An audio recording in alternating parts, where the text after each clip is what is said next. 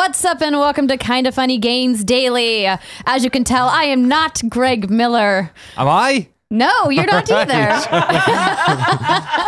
What's going on here? Today is Thursday, July 20th. I'm Andrea Renee. Welcome to our daily video games podcast. I am joined by, do I have to call you the Irish Scream? No, but you did anyway. Danny O'Dwyer. This was supposed to be my respite for once. While Greg's not here, let's pick a new name for you. Okay, it's what would you like it to be? Oh no, we're on the.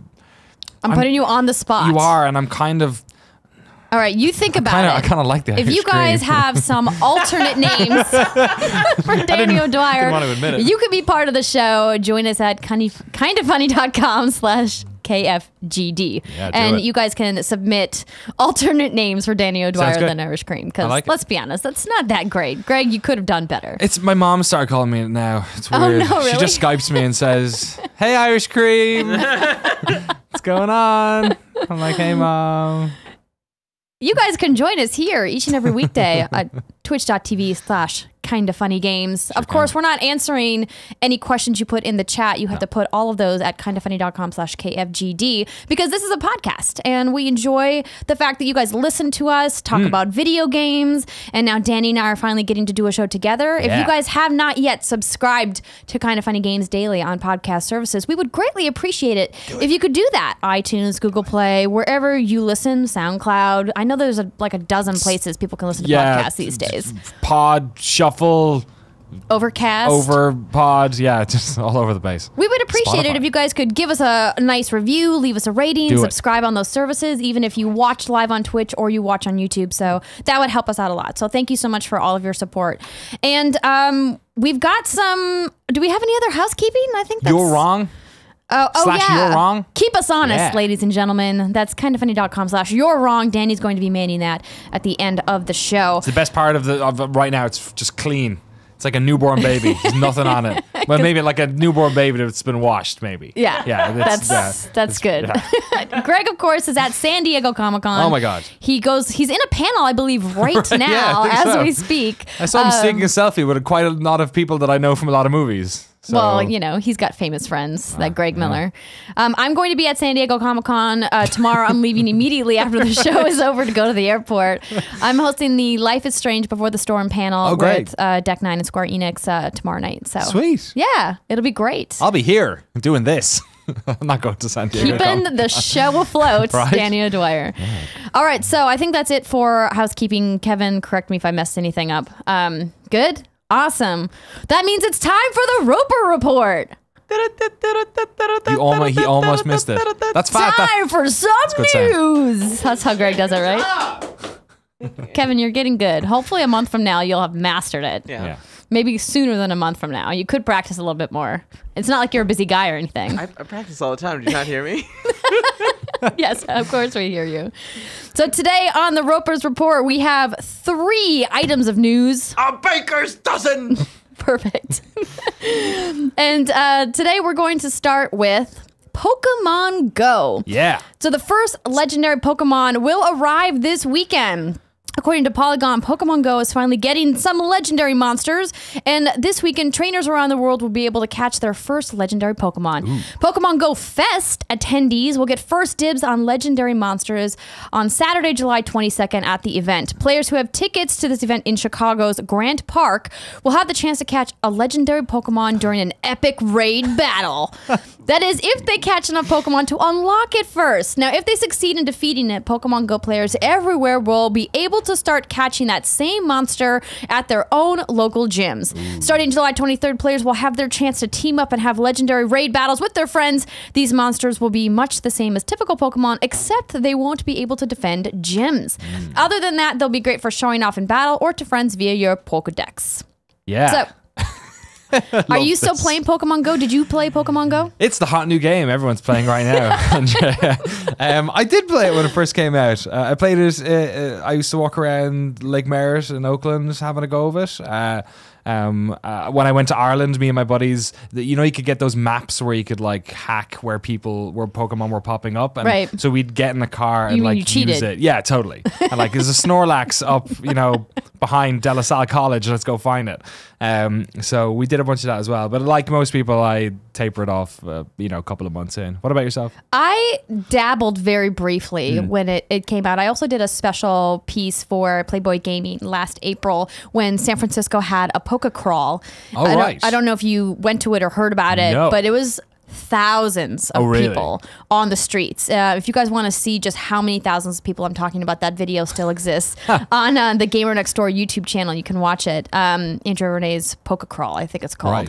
Right. It was a really interesting experience meeting so many people who are so invested in the Pokemon franchise. Right. People who are cosplaying, people who have been playing since they were kids, and everyone was comparing, you know, techniques at gyms and who has what in their Pokedex. And it was really fascinating and a really fun experience. And it was interesting to see how a single game could really unite this giant community of players. Did you get the sense that the people who were at that were folks that had like, because what was this? You said April of April this of year? last year. So were these people who were still playing it, or were these people who were who had kind of fallen off and were jumping back in? No, this was last year. Oh, this is before it came out. This is when When did it come out? it came out last year. It did around that time. Yes. Okay, so that was hot. Well, off it came the out in press like when it did. February, I think. Okay. Was when it came For some out. reason, I had it as a summer game.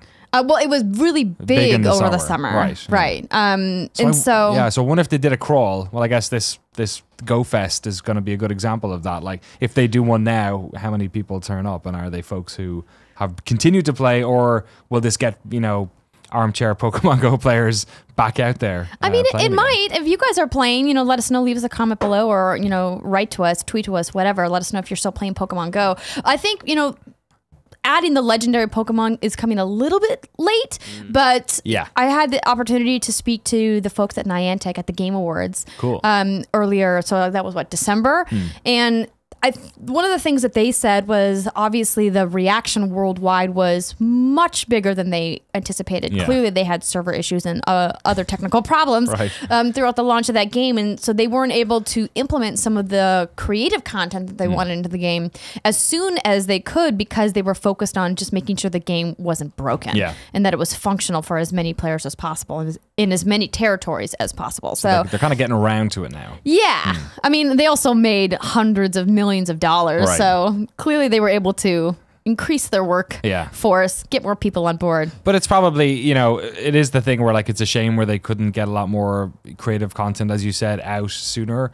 But you also don't necessarily want to rush that stuff. So at least hopefully they're doing a good job of it now. I mean, this does sound like the type of thing where it's extra content for the game, but it's also like the visible thing that works with this game so much is these big events where there's all these people. And if they have this like epic raid and it's essentially like a couple of thousand people with their phones out in the middle of a park, like that's the type of thing that's going to get people talking about it. You know, that'll be like pictures shared on social media and news crews probably and everything. So that's probably what they need to kickstart it again. It seems like it's a little bit late in the summer though. I would have thought that it would have come out swinging for when like in June, schools are out and like people are walking around a lot more.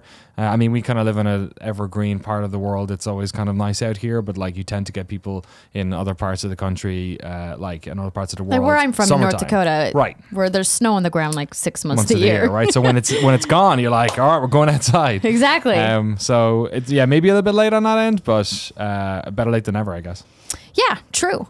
All right, I think it's time to maybe move on, unless you have some deep Pokemon thoughts you would like to share. I'm looking forward to hearing what people think about this. I think I'm looking forward to seeing what the reaction. This will kind of be like the. Are you going to go out and try to weather get this bell. legendary Pokemon? I'll probably give it a go again. Like I did have fun with it. I was more into the social aspect of it than I was like trying to hunt them all down, because I'm like, man, this is too many of them. I got all these eggs. I gotta hibernate these eggs, and I then gotta walk to forget hatch the eggs. Yeah, it's like I just like love like when stuff appeared outside my house. And I lived like, there was like 2 gyms on the way to the bus when I was going to GameSpot every day. And like now I work from home. So like my main initiative or like situation to go get Pokemons is now completely gone. So I heard a really good hack from somebody that said if you tape your phone to like dog. to a ceiling fan, what? it'll like simulate you walking if you keep it on a slow speed. Oh my god! I'm like, that's a really good cheat. I could tape it to my cats and then it would simulate sleeping. most Oh, of the day. So no. probably wouldn't work. Okay, moving on. Next up, new Nintendo trademark filing gives hope for N64 Classic. Oh my God. So, of course, we've all speculated that this was going to happen given the success of the NES Classic and the upcoming success we can anticipate for the SNES Classic once it launches. So, from GameSpot, Nintendo's next microconsole, the SNES Classic, is set to launch this fall, but that might not be the end of the company's retro plug-and-play line. A new trademark filing suggests that a miniature Nintendo 64 could also be on the way. The filing in question is for a controller that appears identical to that of the Nintendo 64. Nintendo recently... Are they sure? I mean, have you seen the photos? I mean, it's impossible to like look at an N64 controller and think it's something else. That's true. It is the weirdest controller ever created. Nintendo recently applied for a trademark for the distinctive three-pronged gamepad with the European Union Intellectual Property Office. Now, this comes via NeoGAF. The application is listed under goods and services, which suggests the trademark pertains to a physical product. SNES Classic, meanwhile, releases in the US and Europe on September 29th and comes with 21 of the console's best titles, including the never-before released Star Fox 2. Yeah, this really looks like an N64 pad. Yeah. You guys can find the image pretty much anywhere online right now. It's Right. this news has spread far and wide. But yeah. And these stories came out ahead of the SNES Classic and ahead Yes. of the NES version as well. So it's looking like we are going to get a mini one. Yeah. So, I mean, why not? That was my favorite of the Nintendo consoles, N64. And it does seem like we talked a bit about this yesterday, myself and Greg, about how they're like the generationality of video games and how like, you know, everyone's first Mario Kart is their favorite Mario Kart and all that. And to some people, like the NES Classic is like the be all end all. I feel like probably for us, maybe SNES Classic is probably the one that has the most nostalgia. But then to a lot of folks, N64 would be equally as nostalgic. And in fact, then you're basically collecting all the people who played SNES games as teenagers and maybe in college and stuff were super into the N64 and things like that. Or maybe in their later teens. So like, Everybody. Or everybody, right? It's a no-brainer. And it also like all of these consoles, like I think that it kind of stops after that. Like my first real Nintendo console was a GameCube. So for me, it's kind of like, Wait, really? yeah, I grew You up just, playing like, Commodore skipped stuff. The Yeah. NES? Commodore Amiga was basically my at home. That was like a lot of European people were either playing Atari, Commodore 64, or Amiga 600s and stuff like that. Spectrums, stuff like that. So did you get the Classic? Have you gone back and played those I have games? since bought the old consoles. Kind of when I was later in my teens and stuff, then I started going back and getting a bunch of Right. stuff. But it wasn't my first NES. I only got like last year. My first. Wow. I played NESs in like my friends' houses and stuff when I was a child. I wasn't like I had not played them, but yeah, like I hadn't owned any of that stuff until recently. I got my first Dreamcast last year as well. So I mean, that's a waste of time. so If Greg was here, he'd get mad, but he's not here. so it's kind of a no-brainer for them to do this. It's got such a great suite of games as well. Like Oh, so many. I mean, that's, I think, going to be the challenge, you know, if Nintendo continues making these classics, is that how do you wheedle down the library of games? Because, you know, as we moved forward with each generation of console, the libraries just got bigger. Right. And so You're right, yeah. Like if they had to pick 20 games yeah. for the N64 Classic, I mean, Want to do back and forth? I'll start it off. you start. So GoldenEye. Avi. Yeah. I mean, Mario 64. Yeah. Majora's Mask. They need a little spice in there. Yeah. A little bit of, Yeah. you know? Why not? Mario Kart 64. Okay. My favorite Mario Kart. Let's go for like pack-in stuff. Like, I don't know, Wave Racer. I feel like everyone played. I love Wave Racer. That was one of those games that like sold it. You're like, games can look like that, you know? Because that Yeah. was like 3D, super nice frame rate. 64 And, like, bits, man. And water effects. Like water effects have been selling games for donkey's years. Like I remember playing the first Far Cry basically just because it was water effects. Turok in 64. Man, okay. Yeah. Turok, Jesus. Let me have a look at, I'm sure there's got Are we some going to stuff look? here. Should I Yeah, look I'm up a gonna- list? Donkey Kong 64. I mean, Yes, Avi. people like that game, and I don't think it's actually very good. What? Yeah, I don't know. Why don't I'm you weird think it's about it. very good? It's Now, like you're if going to you have to go- defend yourself It's like if now. you go back and play Crash Bandicoot now, like those games aren't really. I'm sorry. mean the- Tim Gettys isn't here. you mean the original, not the remake that just came out. Yeah, I mean, Yeah, either probably, right? If you play like Either. Crash is like a game that sells on nostalgia. Like it was a fun, kooky looking, 3D ass game on a PlayStation, but like it's also like the world's most infuriating platforming game. Okay. I'm not gonna double down on that. I didn't spend too much time on Crash, but we Perfect got Dark. Star Fox 64. Okay. We've got Pokemon Snap. Yeah. There's of course Ocarina of Time. Never heard of it. Never heard of it. F-Zero X. I Right. thoroughly enjoyed that game, but there really wasn't an F-Zero game that I didn't like. The first Paper Mario, I've never actually played that. Super Smash Bros. Right. from 1999. Bomberman 64, that was probably a good one. I like the Genesis one. The Mega Drive one, sorry Europe, my bad. Dude, there's so many good games. You got Resident Evil 2, Cruising USA, one of my all-time favorite games of all time. It's on my top 10 list of all time, Cruising USA. What's Body Harvest? I've I've no literally idea. never heard of that, but it looks rad. It's called Body Harvest. That's a badass name. Okay, so we've talked about a couple games that we would like to see Gex. on the N64 Classic. Let us know what you guys would like to see. Let's get a good list going. Okay, so when do you think this is going to come out? So if the NES was last year, the SNES was this year, do you think that this could come out next September or next holiday? The weird thing is about the SNES Classic is I feel like they could have like a retail cycle on that for like 2 years easily. We're probably going to run into supply issues. Let's be honest. Like it's going to be crazy. Christmas, like holiday stuff means you're going to get mainstream people trying to buy it as well as all of us. So like they could easily spin it into next year. You mean like people who don't? What does that mean? Like mainstream folk, as in like people who don't like own a home console, but like they're buying. Like Christmas presents are difficult, but if you know somebody had who doesn't nostalgia, have like an Xbox One or a PlayStation 4 or a Nintendo Switch, but they would go buy the N64. Yeah, because they'd be like, oh, I remember playing those games when we were kids. Like like my brother, right, who loves games, but just he's got kids and he's got a job and he just doesn't have time for it. Yeah, like you could totally see them getting something like that for a couple of quid, you know. So I feel like a lot of the what'd you say? Couple of quid. Yeah. That's what you signed up for. Every once in a while, Irish guy says couple of quid. Top of the morning to you. Kevin, you know what your name is in Irish? Quiveen. No, I don't think so. There you go. It is. Nah. I swear to God. Ask Amy out Gills. My water. Amy Gills. Yeah, I don't know what Andrea is. I'm sorry. That's okay. Quiveen. I used to go to school with a guy called Kevin McSweeney. He was Quiveen McSwivna. Sounds like a Klingon or something. Yeah. Anyway, I digress. I'm a 1/16th Irish. Nice. Yeah. I'm like a quarter English according to I did that DNA thing. Oh. And they spit in a jar and then they, like 6 months later they let you know. I swear to God, you literally spit in a jar. There's a bubble line. They're like, make sure the bubble's up to here. Keep spitting. Yeah, and they never give us that Irish scream. Oh no, that went to a dark place. Yeah, so hey. Okay. That's where you get the red hair from. I'm trying to hold it together. Actually, you as an Irishman know that red hair is not an Irish thing. It's like dark hair, blue eyes. That's the Irish thing. Pretty much, yeah. Freckles sometimes. Yeah. If it's sunny. If it's sunny. Like everyone gets freckles when it's sunny. I get sunburned. Well, I got sorry. I'm really trying to get into the Irish corner a minute, but I got sunburned here and here. 2 days ago. For people listening, he is pointing to the underside of his forearm. Yes. Where you're not really supposed to get burned because you don't have any melanin there. No, but I was walking around with my hands behind my back. Wait, the whole time? I guess I saunter like that. I didn't realize until I got home and I had like the Irish stigmata on my wrists.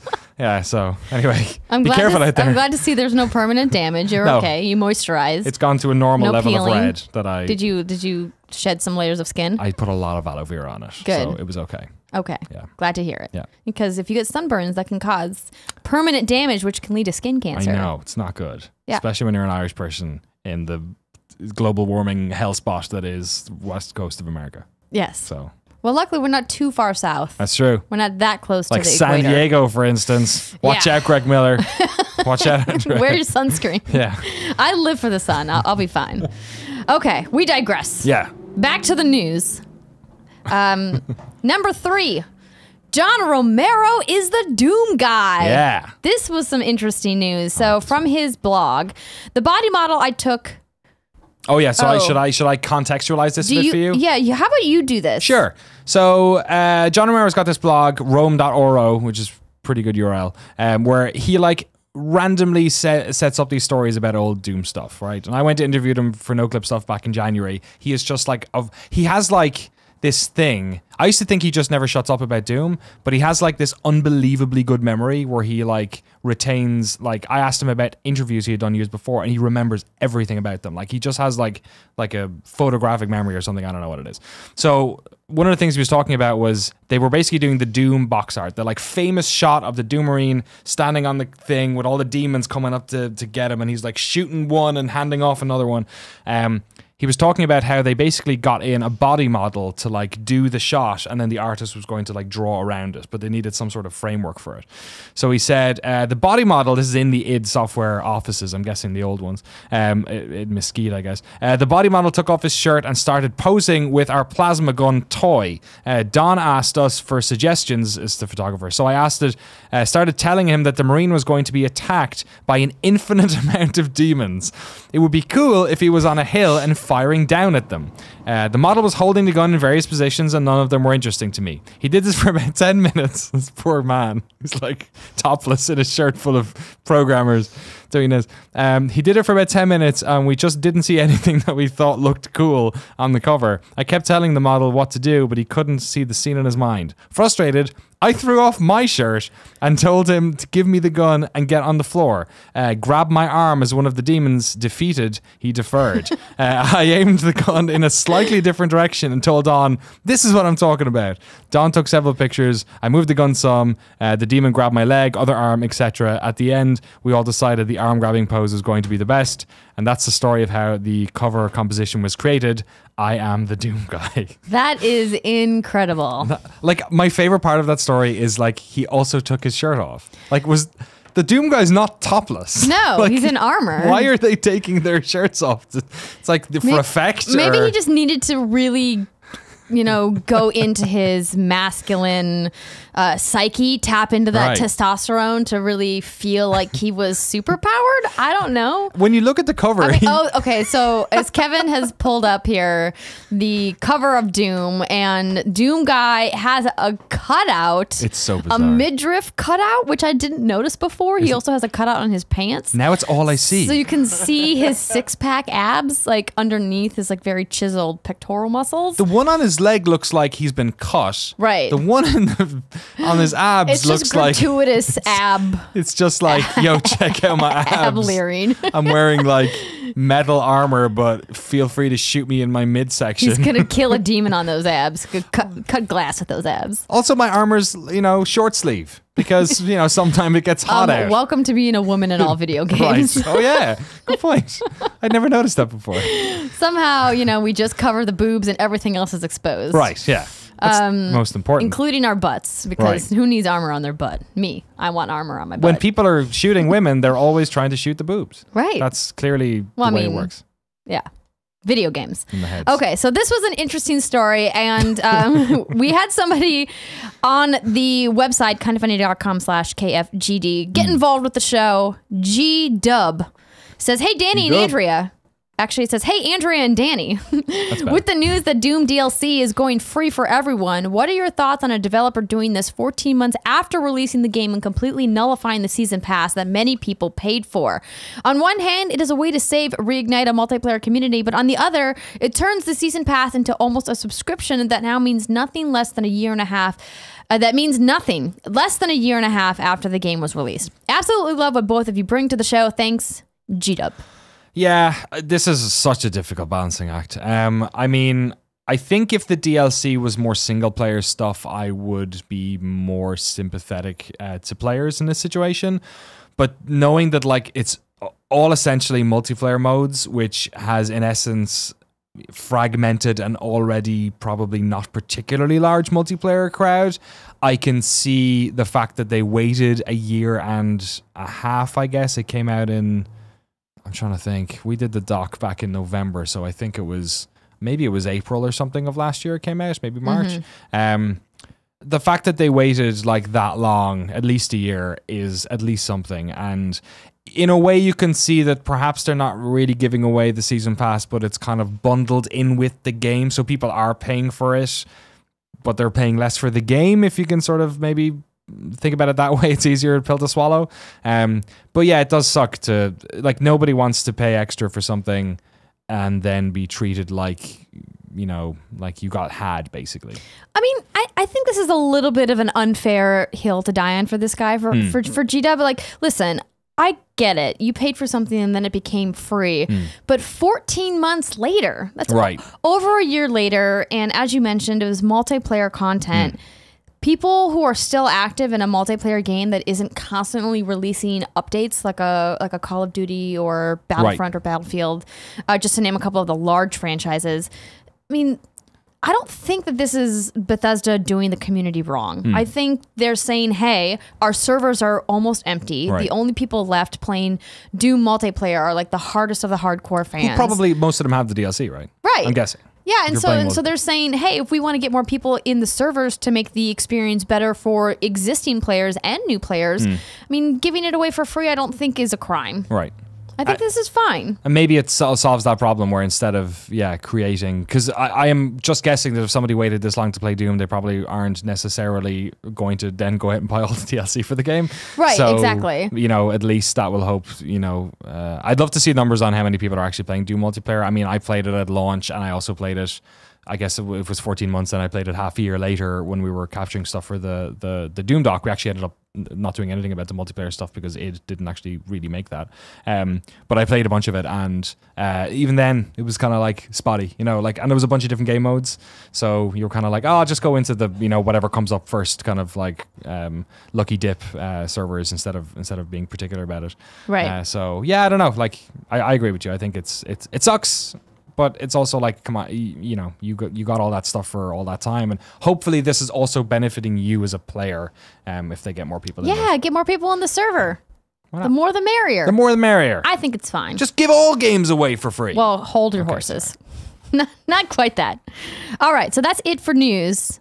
Danny. Yes. Have you been practicing? Oh, God damn it! I was hoping you didn't know about this. I was hoping you didn't know. What do you mean? Of course I know about this. I listen to the show when I'm not on the show.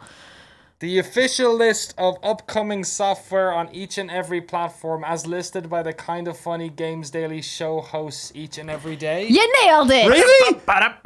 Yes! Nice work, boys. I was covering my face, but then realized I was still looking this way, and I thought, people are going to think I'm looking at it. No, so he didn't look at the script. He did it from memory. Congratulations. You did a great job. So this list may be a little incomplete. Fair warning. So again, at kindoffunny.com/youarewrong, you can correct us if we've left stuff out of this list. Out today, Boost Beast. This is a digital title on Switch. I just want to say it's a great name for a video game. Yeah. Boost Beast. Boost Beast. Yeah. I'm into it. Crypt Crawler. Also, we're on an alliteration home run here. Keep going. On Oculus and Gear VR. Right. The Samurai Showdown. What is going on? What? We're just the alliteration. Samurai Showdown, Crypt Crawler, Boost Beast. Also on Switch, that of course the '93 classic from Neo Geo. And then Lone Echo is also on Oculus. So I added that. I kind of wish I hadn't now. Why? Because it's broken the cycle. Yeah. But we did get to play Echo Arena. You did. Me and the kids. Yeah. It was really fun. That video is coming out next week, Kevin, August 1st. The week after next. I think so. So keep a lookout for that. It got pretty shenanigan-y. Right, yeah. Tim also got pretty sick, it sounds. 4v4. Oh, did Tim get sick? Yeah, apparently he got motion sick and had to go outside. Yeah. I could see how you could get sick in that game because it's a lot of like fast movement and boosting and you're like floating. It's like Ender's Gamey kind of disc throwing. Yeah, and that's... It was fun though. I had a good time. Cool. We all got really sweaty though, so I kind of felt bad when we left. I was like, "Here's your sweaty Oculus back." You got because the face part does, VR isn't face. It? Yeah, it's really not. It's a thing. New dates. Not really any new dates except for one. One Piece Unlimited World Red Deluxe Edition is coming on September 29th for the Switch eShop. It was previously announced for other platforms, that's Xbox One, PS4, and Steam, for August 25th. So this is interesting that it's coming a month later for Switch, but at least it's coming to Switch for people who are One Piece fans. That's do you, cool. Do you play One Piece? I do not. My anime, that is an anime, right? Yes. Well, yes. Well, their Yes. answer finishes the rest of the question. Okay. I like Cowboy Bebop, a couple of other things, and that's about it. That's not a problem. But it's cool to see. I mean, I like the idea that some of the smaller, developers or not some of the big AAA guys are also saying, "Hey, it's actually worthwhile for us to put this out on Switch. Like maybe it's not particularly difficult to port it over as previous consoles, Nintendo consoles, and there's a market. So why not?" There you go. I probably go into the eShop on my Switch more than I do on my PlayStation and Xbox One. Like to specifically go download a game quick for something, like for a flight or you're going to Comic-Con. Or when you forget your Zelda game card at home and you need to buy it again. No. Did you have to do that? Did your save work? So I hadn't no, because the save was John's save, and so I started a new save. Okay. We were going to Europe, and what better time to play Zelda than on a 10-hour flight across the Atlantic Ocean? I just did that. Yeah. And so we got to the airport, and I went to go boot it up, and I was like, what was in there? Like Mario Kart. 1, 2 so that Switch? was good. Right, No, okay. Mario Kart. So I had a fun time playing that until we got to an internet where I could download it. But right. Yeah, so I paid for that game twice. Nice. Hey, if there's a game to play twice for... Zelda is fine. Yeah.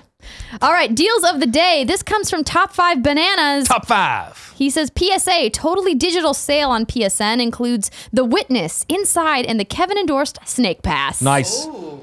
Kevin endorsed. Kevin loves those snakes. PSN is having a totally digital sale. You guys can check that out. 3 great games. Really like all those games. Those are all great games. If you want to watch a documentary on The Witness, your boy O'Dwyer's got you. Yes. No clip video. Check it out. All right, reader mail. Now, unfortunately, because I do have to skedaddle to the airport to go to Comic-Con, we're cutting the show a little bit short today than it normally would be, so apologies. All right, see you later. That's it, we're done. Let's go, Kev.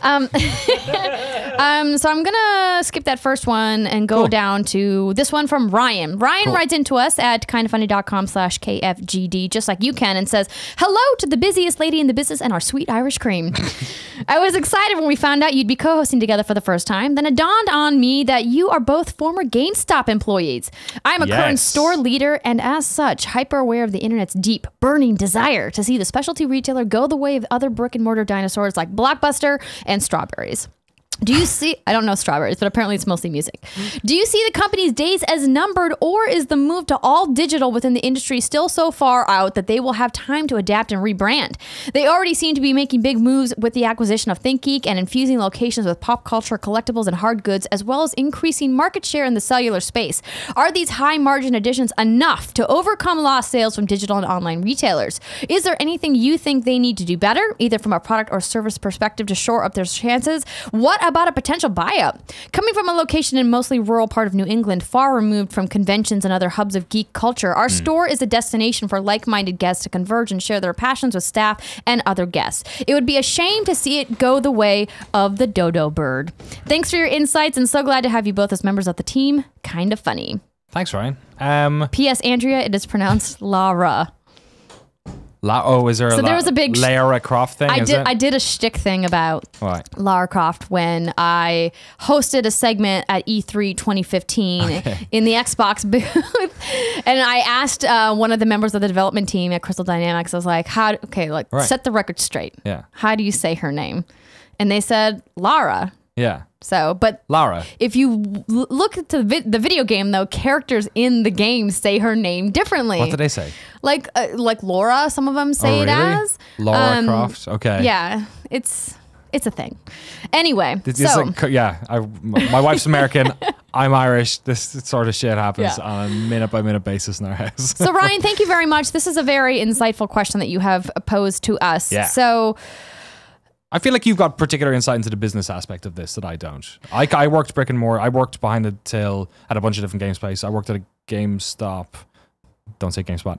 Although I also did work there for like probably maybe 3 years over the course of a bunch of different places. Yeah. But yeah, I feel like you sort of know it from a more business perspective. You have better insight into that than I do. Well, I mean, access to the business side of GameStop was pretty limited. I did get the opportunity to interface with the executives a few times, and obviously went to GameStop manager show a couple of times as well.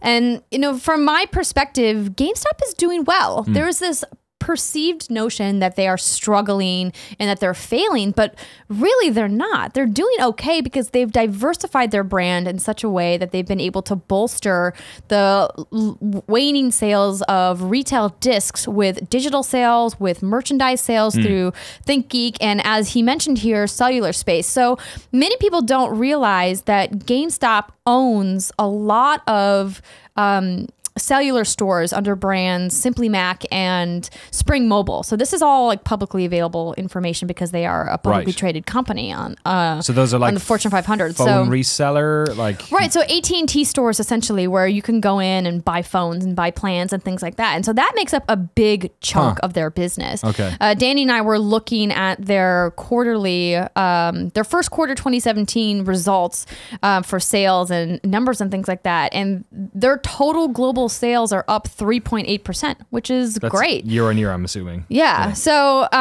it's increased to 2.05 billion. It says here comparable store sales growth of 2.3%. New hardware sales increased 24.6%, led by the highly sought after Nintendo Switch. And new software, though, declined 8.2% due to tough overlap of a few key AAA titles that launched last year. So this is, I think, what a lot of people assume is that because of the digital movement, stores like GameStop are going to suffer. And I'm not saying that they haven't. Clearly, they've had to diversify what they're doing and really branch out their business to keep their overall financial picture healthy. But they are doing a really great job of changing how they're running stores. When I left GameStop earlier this year, they were just on the verge of changing up the content that is broadcast in stores, GameStop TV, which I was a part of for a long time. They're doing some really interesting stuff now with Rooster Teeth, and I know Kinda Funny has worked with them as well and been at GameStop Manager Show and Expo and things like that. And they are really trying to tap into this community in a really meaningful way. The thing that I always like to reiterate to people is I had an overwhelmingly positive experience working with GameStop. Sometimes they get a reputation of not being as in line with the community as they truly are. I mean, there's sometimes people online like to pit them against mom and pop shops, like this big corporate overlord against these tiny stores. And that's really not how they see their business. They don't look at it as like, oh, we have to crush the competition. I mean, obviously they stack up against other retailers that way, like Best Buy, Walmart, Target, etc. But I mean, they really want to embrace the gaming culture and serve that community as best as they can. And we've seen that through the acquisition of ThinkGeek and how now when you go into GameStop stores, you see merchandise everywhere. It's really front and center. It's a big part of what they do in stores now. They have a dedicated Steam section inside stores now, so really bringing the PC gaming community into the fold. They sell digital codes all over the place as well. Exactly. For DLC, you can buy digital codes directly from GameStop for AAA retail games as well. And so I think that they are doing well. Could they be doing better? Of course. But are they going to fail? I don't see that happening anytime soon. I feel like the move towards merchandise and all that sort of stuff makes a lot of sense, as like gaming culture, like the way it exists now is very different to, like, I remember going to the game stores in my local town. It's like a small enough town, 40,000 people. And like the game shop that was there, like it was a small community of people that were into it. Whereas like games are so much more popular now, so much more mainstream, that you can sort of support a business, I feel, with selling merchandise and sort of, the stuff that exists outside of the periphery of the actual software sales. I mean, you go into a Hot Topic now and it's half video game stuff there as well. So I think that makes a lot of sense for them. I mean, they do have that bad reputation of being like a hard sell, which also, if they're selling less games and there's less of that pressure, that's kind of a good thing. You're not going in and buying a game and they're asking like, and I was part of that machine, right? And you ask like 20 questions and try and sell somebody a Game Informer subscription. But like, if financially, I know they were shuttering a couple of shops a couple of years back, but I think the world of like game sales has changed a lot. But I still think they've got things like hardware. People are always going to go to a store to buy it. There are certain people who will just don't buy that type of expensive item over the internet. you know, there's always going to be stuff that people want to see firsthand. Controllers, amiibos, like there are certain things that you just don't necessarily want to buy off the internet. So I think that probably helps as well. But yeah, it's a weird thing. Like to hear that he's from like a store in rural New England, right, where that's the hub. Like if you have that community around it, then I can totally see how if you're facilitating people within that community, then there's enough. You know, you'll have enough sales to be relevant. I mean, I was from a town that had video game stores that were independent that I worked at that couldn't compete with GameStop, and then I ended up working at GameStop. So I do think that there has been a negative effect on some mom and pop places. I'm not trying to, like, for the record, I'm not trying to say that effect is not like out there, that hasn't happened. Of course it has. But from the perspective I have of working, you know, with GameStop, they aren't actively trying to like close those places down. Right. They're not like these evil people who are like, you know, trying to destroy people's businesses. That's not what they're doing. There's actually a really good article, I forget who posted it, on and I think it's Polygon. Polygon did an article about some mom and pop stores in rural America recently. I think it was on Tuesday or something, which is pretty good insight into like how everyone's doing in that space as well. And interestingly enough, they're doing the same stuff. They're getting into merch. They're getting into like building community and stuff, you know? So it like, I think what we think about games retail has changed. I think if you were to judge the health of them on software sales, like, sure, there's probably more being sold online. But to your point, like, yeah, like... It's so much more than that. Right, totally. And if you're in a mall, and if you are a human being, you find yourself in a mall pretty often, more so when you're a teenager probably. But if there's a game store, like, you're always going to go into it, and there's always a chance you're going to pick something up. So absolutely. Yeah. And I hope they stick around. It'll be a real shame if you know, if they went down, then like what happens? The infrastructure probably, you can't have a mom and pop store in every city. Like it doesn't work that way. So yeah, I hope they keep it up. Me too. I enjoyed working there too. It's a good place. Thank you for your question, Ryan. Good question. All right, so now I'm going to kind of run through this last little bit here. Squad up. If you are looking for people to play with online, you can tell us your gamer tag, your PSN ID, your Xbox Live ID, your Steam name, or your Nintendo friend code at kindafunny.com/KFGD. Today, we got two. I know we normally only do one. Lady Knight, who plays on battle.net, that's Lady Knight, hashtag 21331, says, I'm a console watch noob who migrated from PS4 to PC and would like to play fun and laid back matches of Overwatch and the upcoming Destiny 2 with the Kinda Funny best friends. If you would like to play with Lady Knight, you can friend her or him, them, at Lady Knight, hashtag 21331. And then because we both got a tweet and a message on the website about this, we're also going to give a shout out to Joe Medforth, who's playing on Nintendo Switch. Joe says, top of the morning to you, Danny and Andrea. Jesus. Or whoever's presenting today if I got it wrong. Sorry, I'm not Jacksepticeye. Tim's not here. I caved. I did it. My name is Joe Medforth, and after the global test fire in Splatfest, I gave in and pre-ordered a copy of Splatoon 2. Ooh. I resisted the spring limb, loaded embrace of arms, but the Squid Kids and their lack of 2017 part in-game voice chat have me now. I never owned a Wii U, so I need some Kinda Funny best friends to squad up with and put up with my kinda competent Splat dualies skills. Splat dualies. I don't know what that means. Either that or play Mario Kart 8 Deluxe until my copy of Splatoon 2 actually arrives. Right. Shakes fist. Curse you, Rainforest conglomerate with 2-day free shipping. Thanks for keeping all the game news fresh. Stay groovy. Oh my goodness. All right, so Joe's Nintendo Switch friend code is 5257300165336. Damn you, Nintendo, and your stupid friend codes. Oh my God. Let me do that one more time for Joe. 525730016536. Good luck, Joe. Happy splatting. Do it. All right, so tell you what's wrong. What? Tell you what we got wrong. Oh, yes. Tell us what we got wrong. Missed one game on the list. Gigantic is out. It's leaving early access, Xbox One and PC. That's that crazy squad shooter with the big, massive dudes. It's like Overwatch with giants. Go check it out. It's been at like every PAX ever, I feel like. So it's good. It's been out for a while. Good to see that getting out. We got another one. Apparently, this one's from a Lucid Dream, I think. You said each successive Nintendo console released, the library became bigger, which I agreed with. I thought that was the case. Well, here are the total number of US releases for each one. NES 662, SNES 719, N64 297. Well, and then GameCube 552. Should we So- only count US releases though? It's probably relative. I mean, I can see N64 probably still dipped because of 3D, right? Like people were like, "Oh, how do we make games?" So SNES had over 700. Yeah, so that was the highest. So NES, SNES, and then N64 was like polygons, and then, Polygons are hard. and then GameCube was like, "We figured it out, 552." So that was an interesting tidbit. Okay, well, thank you for that correction. Not bad. Pokemon Go came out on July 6th, 2016. Was the other one. And we've got one. Xanther Sarah says, somebody in the chat, apparently, I think it was the underscore Danny Mac said, straight from the Shire, Danny O'Dwyer.